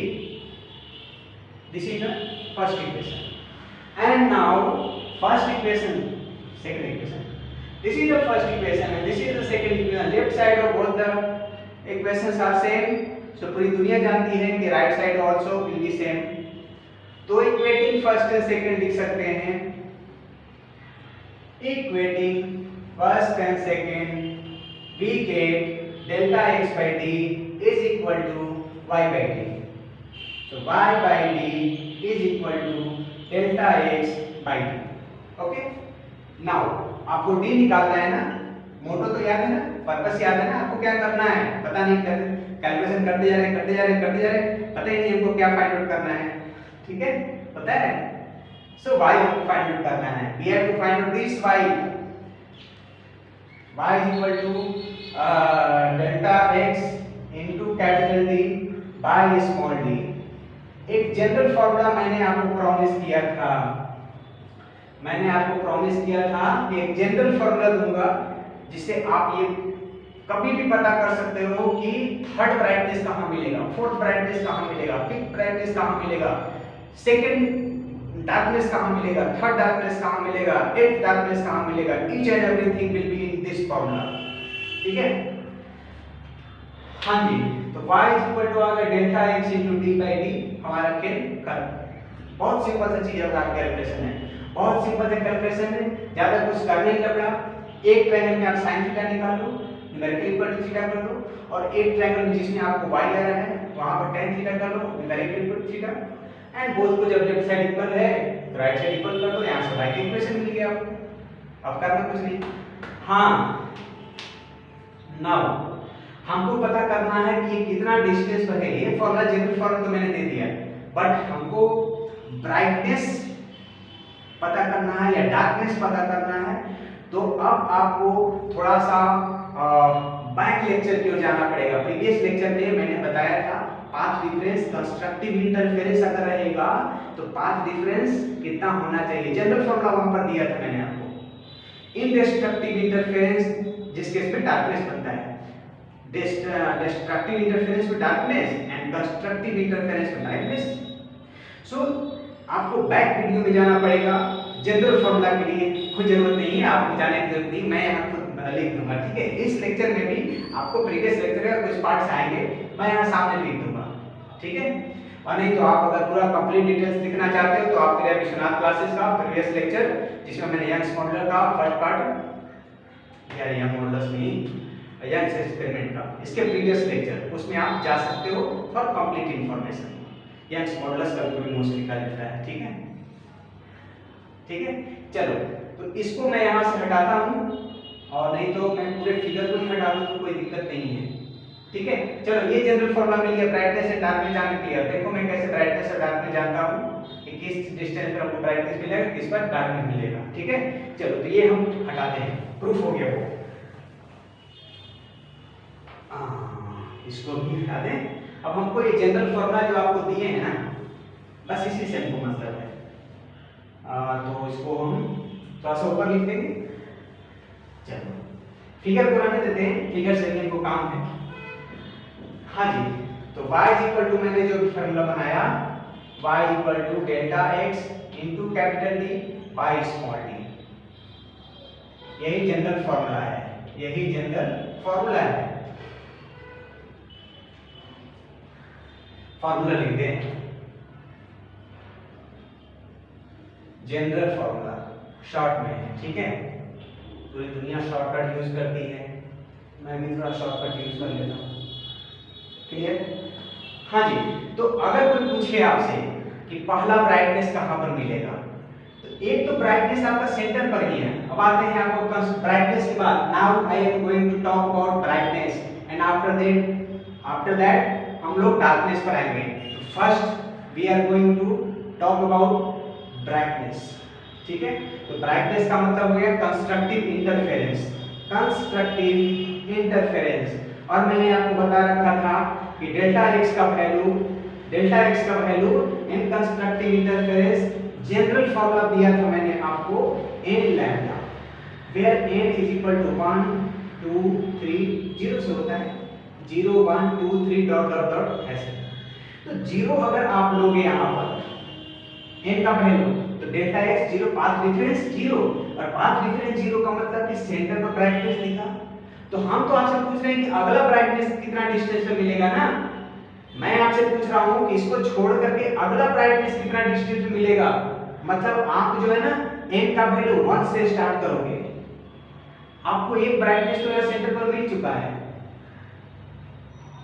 So next brightness का मतलब कि first brightness other than central brightness. तो आप n का value यहां से 1 लोगे, आ जाओ यहां पर पुट करो। अब बताओ यहां पर कि डेल्टा x का वैल्यू 1 लोगे, सॉरी डेल्टा x में n का वैल्यू 1 लोगे, if n is equal to 1, then delta x equal to कितना हो जाएगा लैम्डा। तो आ जाए आप प्रूव करो। सो कंस्ट्रक्टिव इंटरफेरेंस के लिए फर्स्ट जो ब्राइटनेस है, फर्स्ट ब्राइटनेस r पर, पॉइंट r पर जो हमको पहला ब्राइटनेस मिलेगा 1b, नीचे में हम 1b शॉर्टकट इस्तेमाल कर रहे हैं। 1b का मतलब हुआ मेरा first brightness other than central brightness.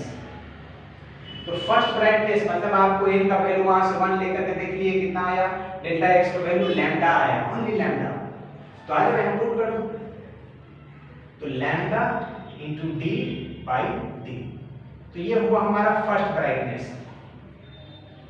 ठीक है, फर्स्ट ब्राइटनेस यहां से इतना डिस्टेंस पर d लैम्डा बाय d, थोड़ा सा कहने में लैम्डा इनटू d भी कर सकते हो, बट थोड़ा सा कहने में अच्छा लगता है d lambda by d, d lambda d। हां, सो इसको उल्टा करके हम लिख रहे हैं बराबर मेरे मुंह से d लैम्डा निकल जाता है, इसीलिए लैम्डा d लिखो या d lambda doesn't matter, but कहने में थोड़ा सा हैबिट बना हुआ है ना।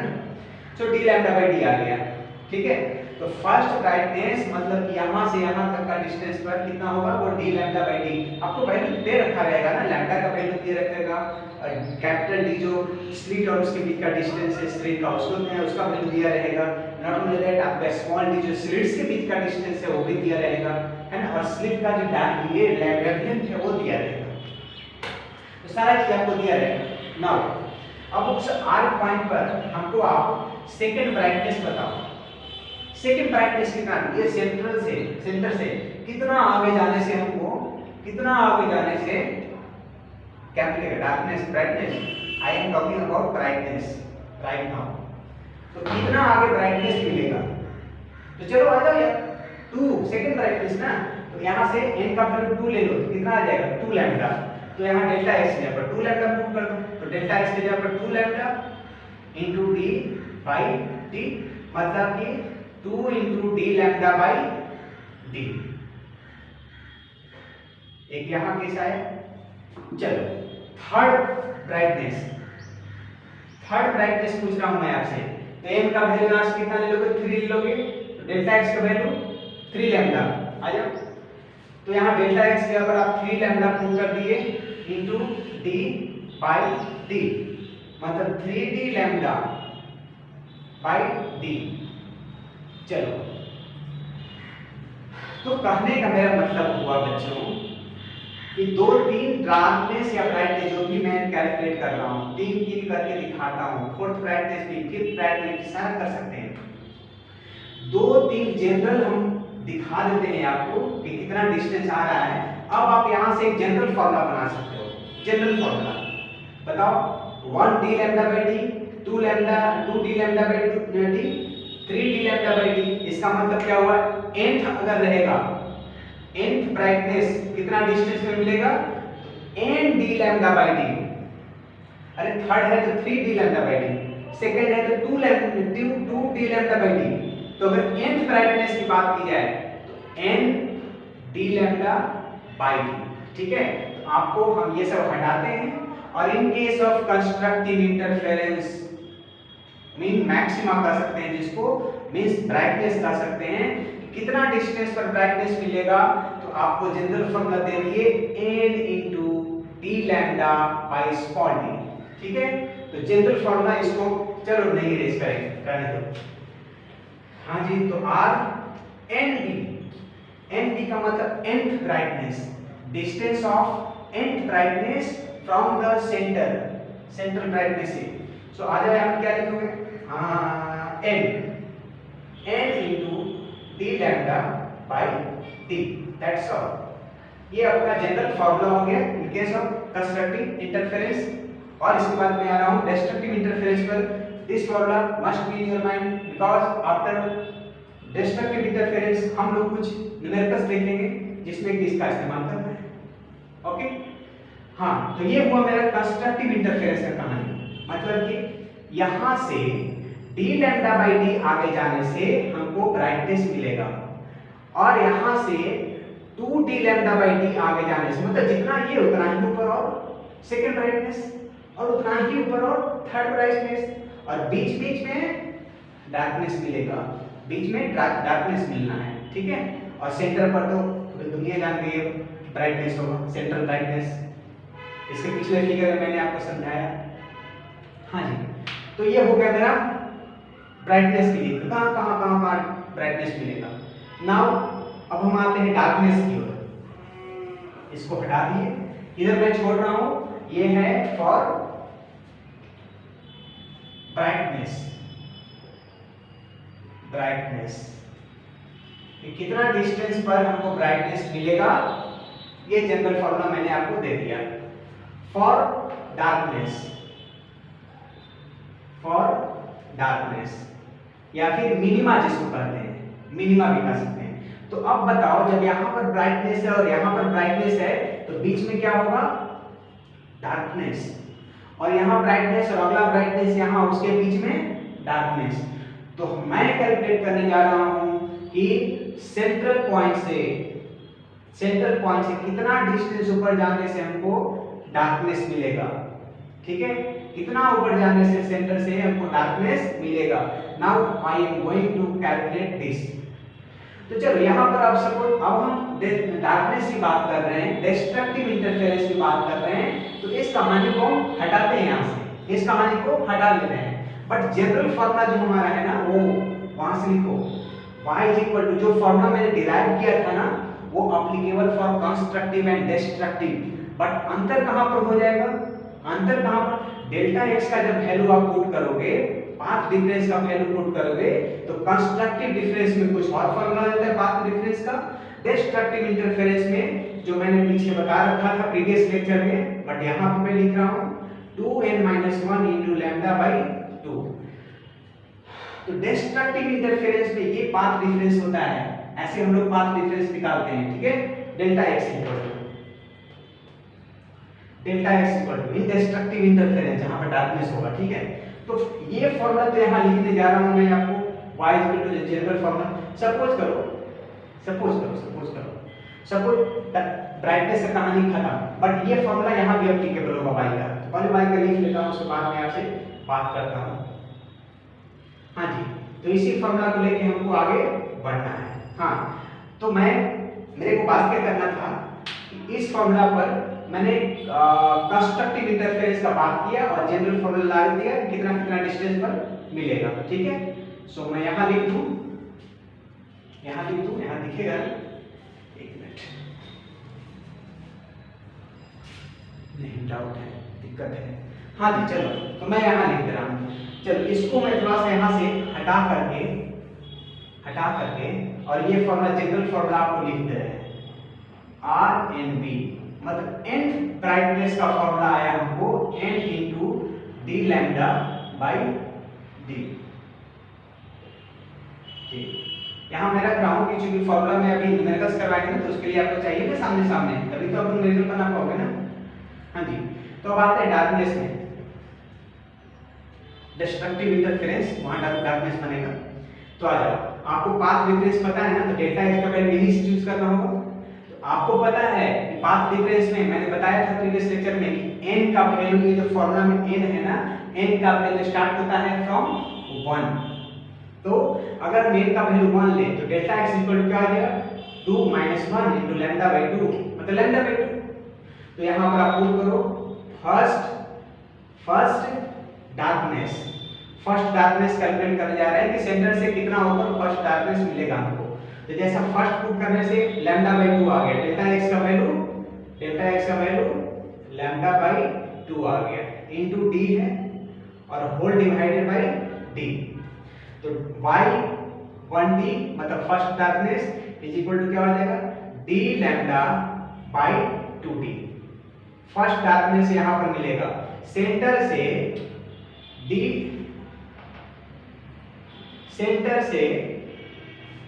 d लैम्डा बाय 2d आगे बढ़ने से हमको फर्स्ट डार्कनेस मिलेगा, ठीक है। सेकंड डार्कनेस की बात करते हैं। सेकंड डार्कनेस, हाँ जी, तो सेकंड डार्कनेस के लिए पाथ डिफरेंस आपका कितना होगा, यहां से पुट करो 2 to 4, 4 - 1 3 लैम्डा बाय 2। तो आप यहां डेल्टा x जगह पर क्या रख दोगे, 3 lambda by 2 into capital D divided small d। तो कितना आ गया आपका 3 into D lambda by 2d। चलो ये सेकेंड के लिए आ गया, सेकेंड डार्कनेस ये आ गया, फर्स्ट डार्कनेस इतना डिस्टेंस पर, सेकेंड डार्कनेस इतना डिस्टेंस पर। थर्ड डी कैलकुलेट कर लो, उसके बाद जनरल फॉर्मूला लिख देंगे, नहीं तो दो पर भी लिख सकते हैं। चलो एक और दिखा देते हैं, Y third D, third darkness कहाँ पर मिलेगा। तो करना क्या यार, जनरल फॉर्मूला मेरे को यही है, डिस्टेंस पता करने के लिए कितना डिस्टेंस पर डार्कनेस मिलेगा, कितना डिस्टेंस पर ब्राइटनेस मिलेगा, जनरल फॉर्मूला यही है। But depending upon the situation of darkness and brightness हमको ये डेल्टा एक्स का वैल्यू बदलेगा। So I am going to calculate the darkness, in that case third darkness है ना, तो यहाँ पर 3 ले लो, 3 to 6, 6 minus 1 5, 5 lambda by 2। सो आप डेल्टा एक्स के जगह पर 5 lambda by 2 पर पुट कर दो, तो 5 कैलकुलेशन करने के बाद 5 into d lambda by 2d। हाँ जी क्लियर। अब जनरल फॉर्मूला बना लेते हैं, y and d, nth darkness कहाँ पर मिलेगा, सॉरी हाँ nth डार्कनेस कहाँ पर मिलेगा, nth डार्कनेस से अब सोचो, गौर करो ध्यान से, half d lambda by d, 3 times of half d lambda, capital D नहीं स्मॉल d यहाँ पर स्मॉल डी क्या है, डिस्टेंस बिटवीन द स्लिट्स के बीच का डिस्टेंस है, होल जो बनाया है ना उसके बीच का डिस्टेंस है, ठीक है। हाँ जी हाँ, तो अब बताओ, तो यहाँ से मेरे समझ से जो जनरल फर्स्ट डार्कनेस इतना डिस्टेंस पर, सेकंड डार्कनेस इतना डिस्टेंस पर, थर्ड डार्कनेस इतना डिस्टेंस पर, 1 लो समझने के लिए, जनरल फॉर्मूला बनाने में आसानी हो उसके लिए मैंने 1 डी लैम्डा पुट कर दिया, बोलते हैं हम मिली जैसे बट पुट कर दिया, 1 डी लैम्डा बाय 2d, 3 और मिल गया 3 D lambda by 2d, 5 next order 5 D lambda by 2d। इसका मतलब हुआ कि जो जनरल फॉर्मूला बनेगा 2n - 1 इनटू 2n - 1 ये ऑड नंबर हमको दे दिया into D lambda by 2d। ये मेरा जनरल फॉर्मूला हो गया फॉर डार्कनेस। अगर हमको डार्कनेस पता करना है, कितना डिस्टेंस पर हमको डार्कनेस मिलेगा, तो उसके लिए मेरे को ये फॉर्मूला, अरे यार बार-बार मैं कैपिटल डी क्यों लिख देता हूं। हाँ, तो अगर हमको डार्कनेस पता करना है, nth डार्कनेस 10th डार्कनेस पूछेगा, 10th डार्कनेस कहां पर मिलेगा, 10 का वैल्यू यहां पर सिंपल पुट कर दो। आप यहां कैलकुलेशन करने जाओ, डेल्टा x का वैल्यू से पुट करके आपको डायरेक्ट जनरल फॉर्मूला याद करो ना। तो चलो, तो हम y लिख दिए हैं क्या, पॉइंट, चल ठीक कोई दिक्कत नहीं, बट हाँ y डिस्टेंस तो ठीक है।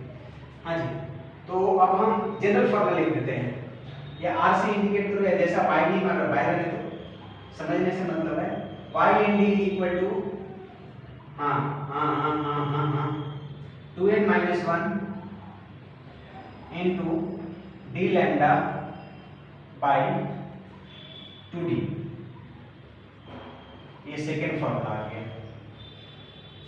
ये है फॉर ब्राइटनेस,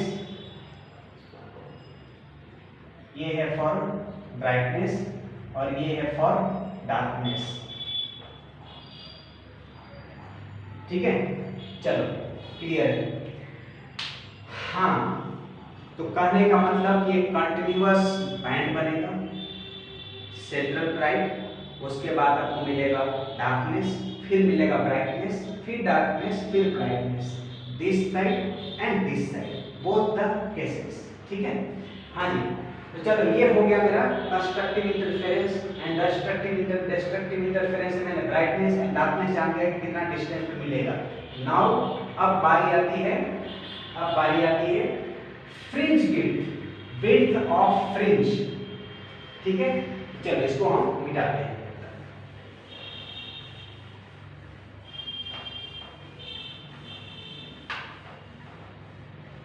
फिगर को रहने देते हैं,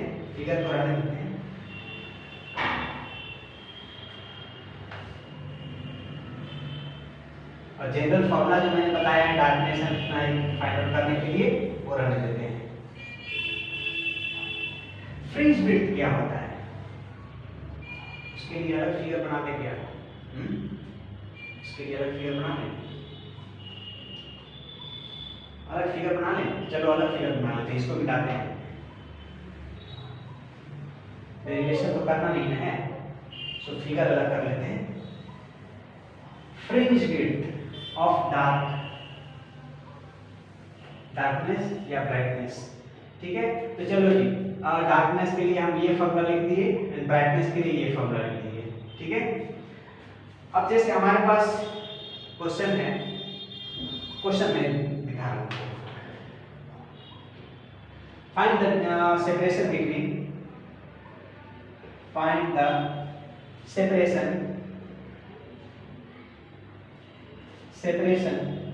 between fit brightness, या इसको आप मैक्सिमा भी लिख सकते हो, fit brightness and tenth brightness. अभी हलवा से सवाल करा रहे हैं, ठीक है, हलवा से सवाल है अभी, या 9th ले लेते हैं थोड़ा और अच्छा, 8th ले लेते हैं थोड़ा और अच्छा, या 12 ले लेते हैं, 12th ब्राइटनेस। मतलब कि मान के चलो कि ये आपका स्क्रीन था, सपोज करो यहाँ पर सेंट्रल पॉइंट है, सेंट्रल ब्राइटनेस था, और यहाँ पर आपका आ गया सपोज करो कि 5th ब्राइटनेस और 12th ब्राइटनेस मान लो कि यहाँ पर आ गया, यहाँ पर आपका 12th ब्राइटनेस आया। स्पेलिंग गलत हो माफ करना।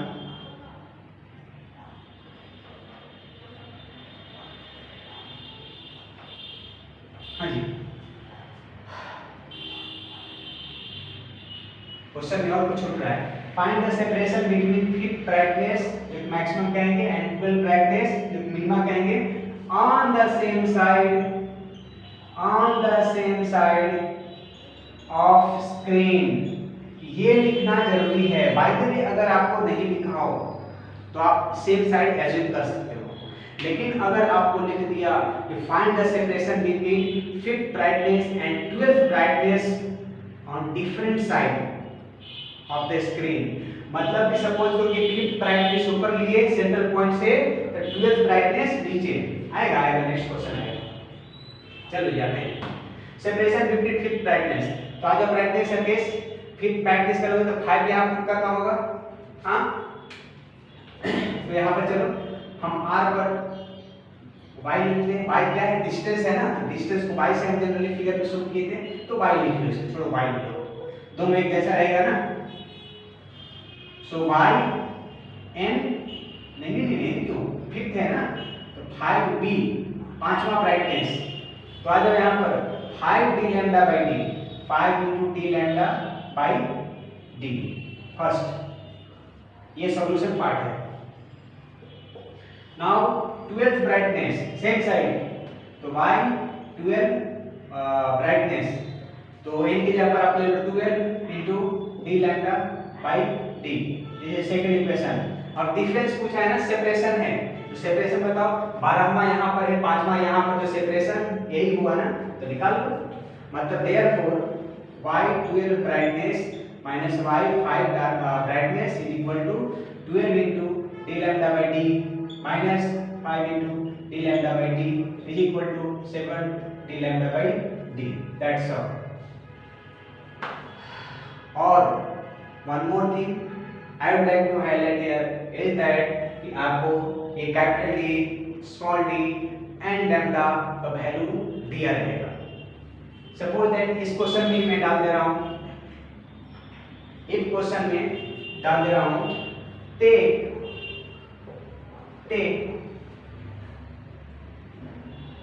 हाँ capital D, take capital D equal to 50 centimetre पहला, दूसरा स्मॉल डी या 0.5 मीटर में ले ले रहे हैं, छोड़ो, हाँ जी मीटर में है।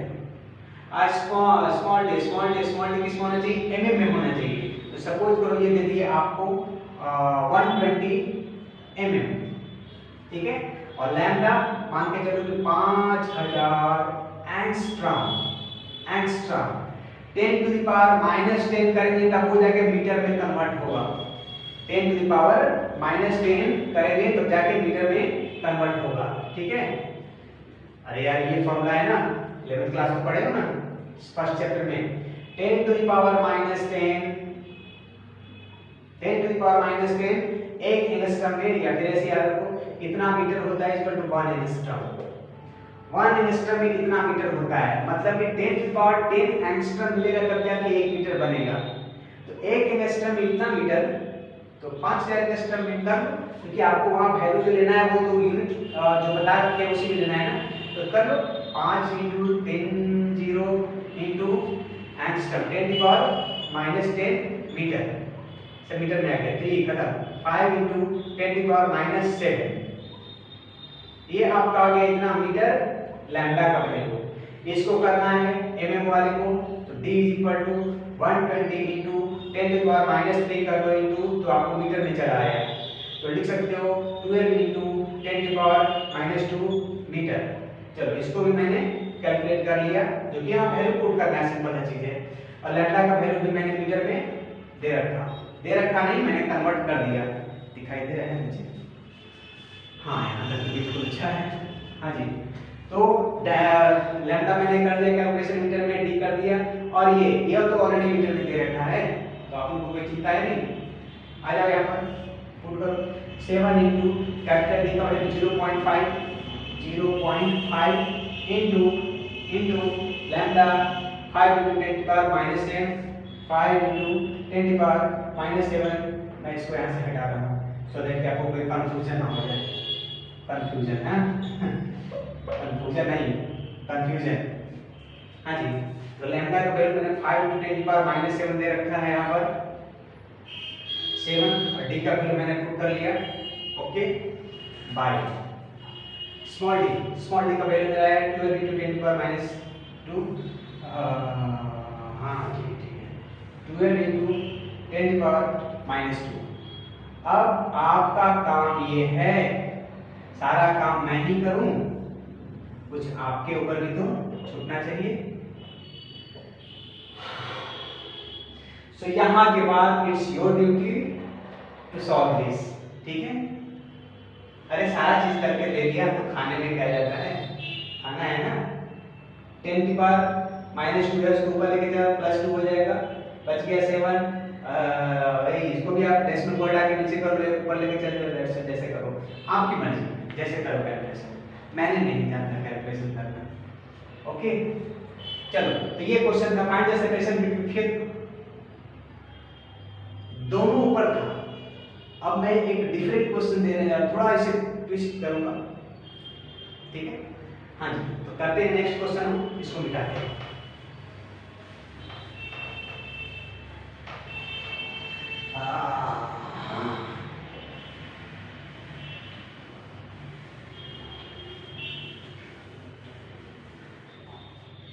डिफरेंस बिटवीन, शॉर्ट में लिखते हैं क्वेश्चन, बहुत लंबा हो जाएगा क्वेश्चन, शॉर्ट में लिखते हैं। डिफरेंस बिटवीन या सेपरेशन बिटवीन, सेपरेशन हो जाएगा बड़ा यार लिखते लिखते, separation between fifth brightness and 10th darkness on opposite side, on opposite side from the central brightness। चलो वो कैपिटल डी, स्मॉल डी और लैम्डा का वैल्यू मैं नहीं दे रहा हूँ, दिया रहेगा आपको बुक, आपको कैलकुलेशन पर लिख कर लेना है, और capital D lambda D lambda जो भी दिया है वो लास्ट में वैल्यू पुट कर लेंगे, तो मैं कुछ नहीं दे रहा हूँ आपको। ठीक है, आप D lambda D by D के टर्म में लाओ, उसके बाद वैल्यू पुट करना है, शुरू में थोड़ा ना बोले पुट करोगे आप। ठीक है, वो तो कर ही लोगे, मतलब उस कैलकुलेशन के लिए आपके ऊपर ड्यूटी छोड़ रहा हूँ ना। हाँ जी, आ जाओ। तो चलो यहाँ पर मैं यहाँ पर सपोज करता हूँ central brightness, fifth brightness, suppose कर लो यहाँ पर फिफ्थ ब्राइटनेस है, 5 brightness, and suppose low 10th darkness opposite side, तो यहाँ से नीचे चले जाओ और यहाँ पे ले लो आप 10th डार्कनेस। ओके, दिख रहा है ना? वेरी गुड, हाँ जी। तो यहाँ पर ले लिया मैंने 10th darkness.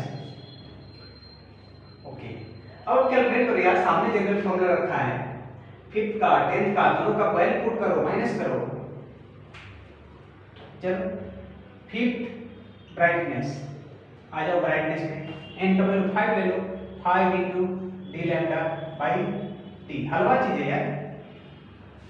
Next 10th darkness, 10th darkness आ जाओ पुट करो, यहाँ यहाँ यहाँ डार्कनेस, ठीक है, उसके लिए आ जाओ, 10 to 20, 20 minus 1, 19, 19 into d lambda by d, 19 into d lambda by 2d।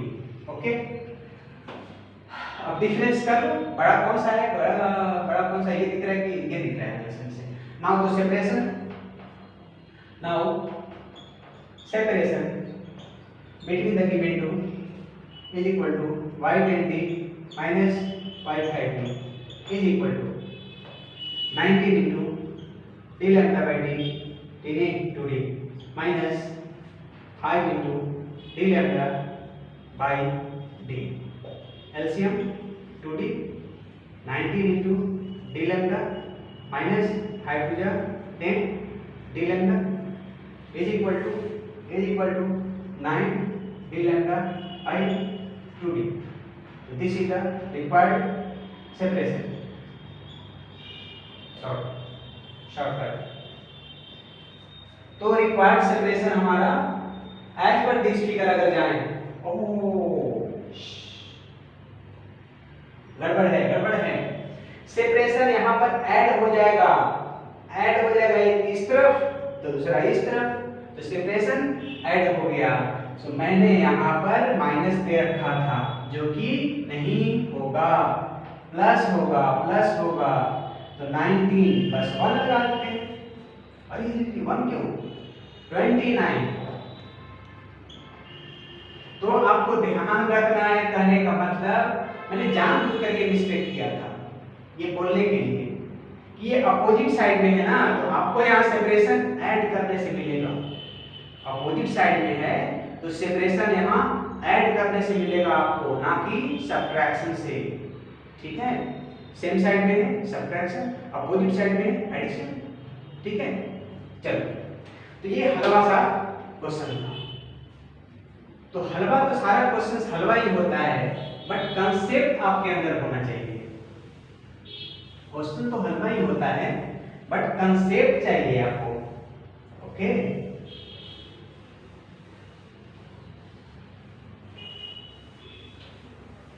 हाँ, तो अब the most interesting thing is that अब हम लोग कैलकुलेट करने जा रहे हैं विड्थ ऑफ फ्रिंज। फ्रिंज का विड्थ कितना होता है, डार्क फ्रिंज का विड्थ कितना होता है, ब्राइट फ्रिंज का विड्थ कितना होता है। Now I am going to calculate this. तो विड्थ ऑफ, हेडिंग लगाते हैं, width of fringe, width of fringe मतलब मान के चलो कि विड्थ ऑफ फ्रिंज का मतलब करने का इन द सेंस हुआ, सपोज करो एक ब्राइटनेस यहाँ पर है, एक ब्राइटनेस यहाँ पर है, एक ब्राइट यहाँ पर दिखा, एक ब्राइट यहाँ पर दिखा, और बीच में डार्क है ना।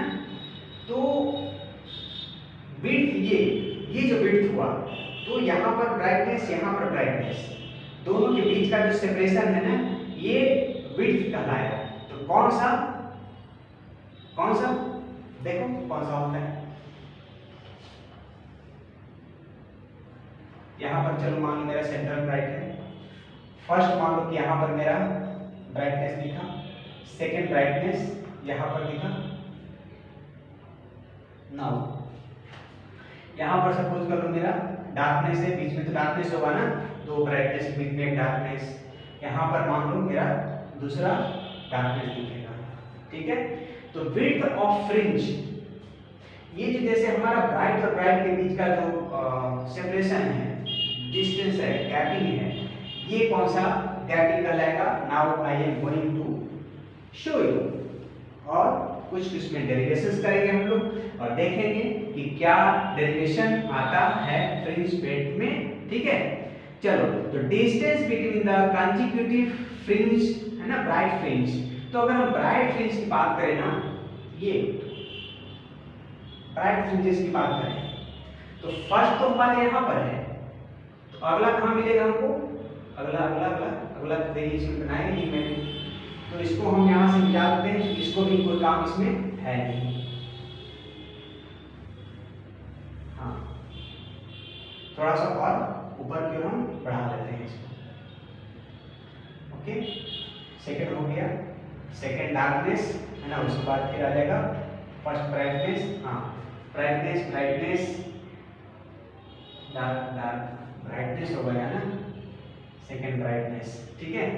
तो फर्स्ट ब्राइटनेस ये हमारा है और सेकंड ब्राइटनेस यहाँ से लेकर के यहाँ तक है, ठीक है। तो अब बताओ सेकंड ब्राइटनेस के लिए क्या फॉर्मूला बताओ? अब ब्राइटनेस के केस में क्या है? Width of bright fringe. तो ब्राइटनेस के केस में क्या फॉर्मूला लगाया था मैंने? YB = n × d lambda by t।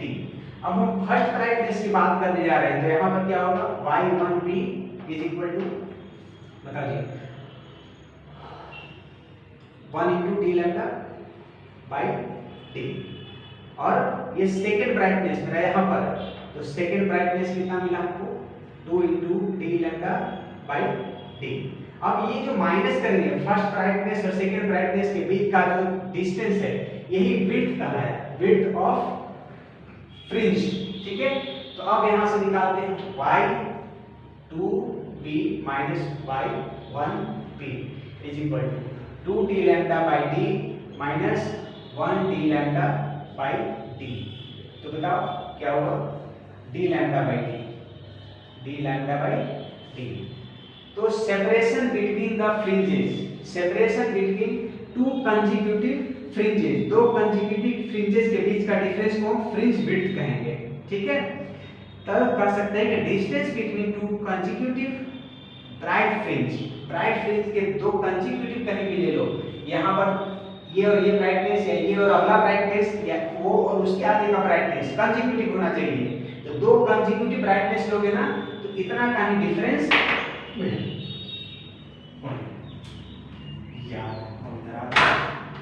कौन है?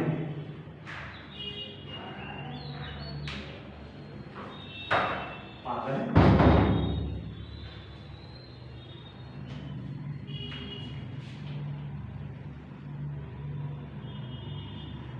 हाँ जी, तो विड्थ ऑफ फ्रिंज हम निकाले।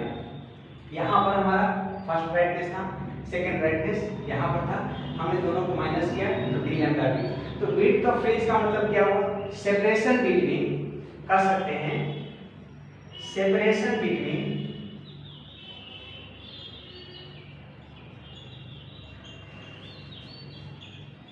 To consecutive, separation between two consecutive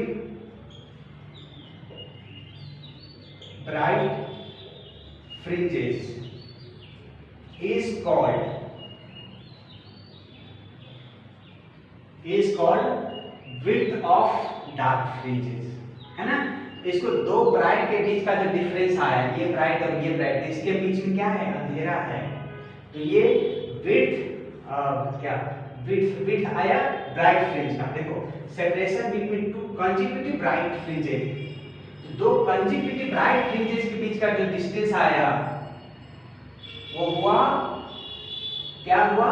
width of dark fringes कहलाएगा उसको, ठीक है। सो हमारा यहाँ से इन दिस केस दो ब्राइटनेस के बीच का separation d lambda by d आया, ठीक है। So the distance between two consecutive is called width of dark fringe. This is called width of dark fringe. तो दो ब्राइट फ्रिंजेस के बीच का डिस्टेंस इतना होता है, सेपरेशन इतना होता है, और उसी को हम कहते हैं डार्क फ्रिंजेस। ठीक है, width of dark fringes.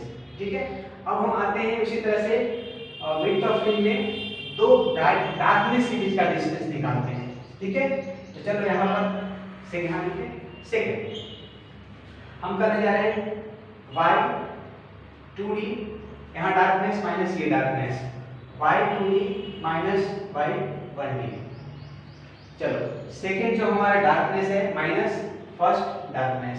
Second darkness के लिए आ जाओ, यहाँ से फॉर्मूला डालो। कहाँ गया डार्कनेस का, मैंने यहाँ नहीं लिखा है। ठीक है, तो डार्कनेस का आते हैं यहाँ पर लिखते हैं। आपको जो पीछे हम फॉर्मूला बताए थे डार्कनेस के लिए, y d equal to 2n minus 1 into lambda by 2। Darkness के लिए 2n माइनस 1 डेल्टा x का वैल्यू था ना, ये था ये डेल्टा x का वैल्यू था। ठीक है, ये आया था आपका डार्क फ्रिंजेस के लिए आया था 2n minus 1 into D lambda by 2d, ये आया था। तो अब यहाँ से सेकंड क्यों लाते हैं, तो सेकंड का निकालना है ना, तो 2 4 4 minus 1 3 into D lambda by 2d minus first का बात करो तो फर्स्ट वहां से आओ, first D lambda by 2d, D lambda by 2d। इसको जब माइनस करोगे, इसको जब माइनस करोगे आप कितना मिलेगा, D lambda by 3 minus 1 2 D lambda by 2d, 2 से 2 गया, इसका मतलब D lambda by small D. और इसको हम कहेंगे, दिस सेपरेशन को कहेंगे विड्थ ऑफ ब्राइट फ्रिंजेस। देखो डार्कनेस यहाँ पर है, डार्कनेस यहाँ पर है, और बीच में क्या है, विड्थ ऑफ ब्राइट फ्रिंजेस। ये ब्राइटनेस रहेगा, ब्राइटनेस इंटेंसिटी भले ही कमता जाएगा, है ना, इंटेंसिटी में थोड़ा सा डिस्टर्बेंस आएगा, बट ये यहाँ डार्क, तो इसके बीच का जो विड्थ है ये ब्राइट फ्रिंजेस का विड्थ है ना, तो इसको बोलेंगे this is called width of bright fringes, bright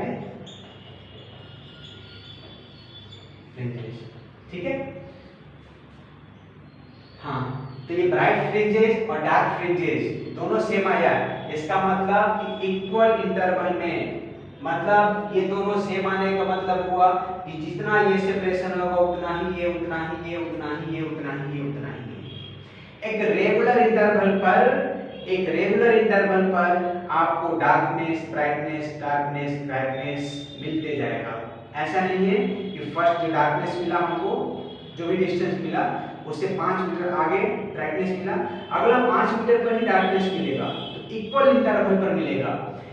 सो आपको विड्थ ऑफ फ्रिंजेस का मतलब डी लैम्डा बाई डी हुआ, विड्थ ऑफ फ्रिंजेस मतलब D lambda by D, width of fringes D lambda by D.